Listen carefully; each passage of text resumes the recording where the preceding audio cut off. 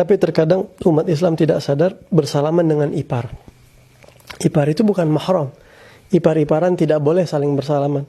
Atau bersalaman dengan istri paman kita, kalau kita laki-laki.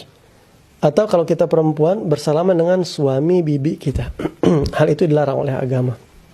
Maka perlu diperhatikan hal ini.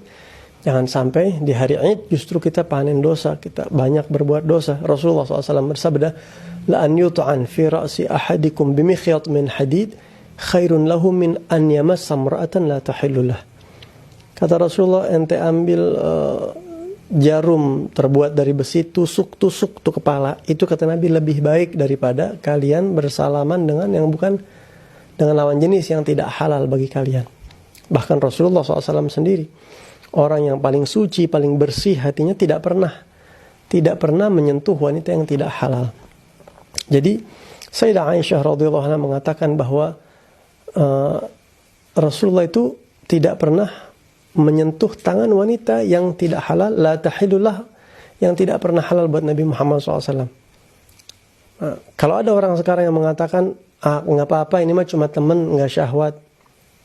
Saya nggak nafsu dengan, saya tidak syahwat dengan dia, kan nggak apa-apa ini mah. Sekarang siapa yang paling bisa bersih, suci pikirannya daripada Rasulullah?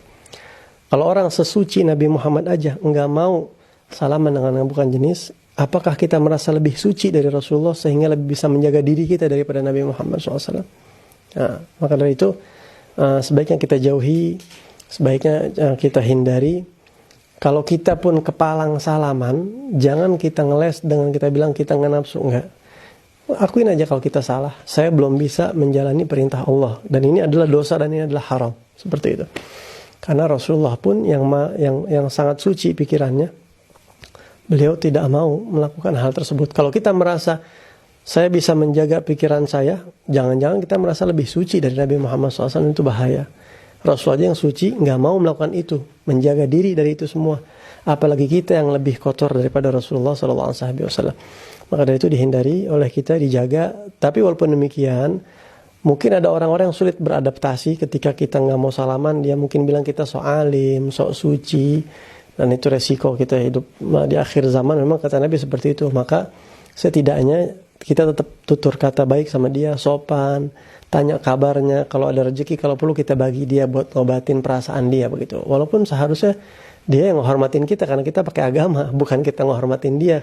Terus kita harus menghormatkan agama kita, enggak begitu. Tapi ya karena ini zamannya, kita menggunakan agama dan kita harus bisa menyiasati menghadapi orang-orang yang belum bisa beradaptasi dengan agama yang kita pakai. Nah, jadi buat kita yang biasanya salaman, tahun ini enggak salaman, tetap muka kita berseri-seri, mohon maaf lahir batin, tanya kabarnya, kalau ada rezeki kita kasih hadiah, supaya dia tidak terlalu kecewa dengan agama yang kita jalanin. Walaupun dia sama-sama muslim.